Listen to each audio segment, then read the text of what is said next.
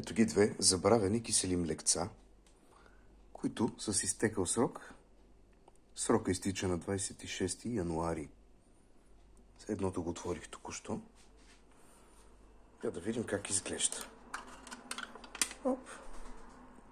Изглежда много добре. Прекрасно. И уха е прекрасно. А сега ще видим и на вкус как е. Почти перфектно. Почти перфектно. Само е малко сухичко. Иначе е доста вкусно. Става за хапване. Това още не съм го отворил. 26 януари. Сега е 1 май. Само 3 месеца по-късно. Млекцето все още е вкусно, така че може да се хапва.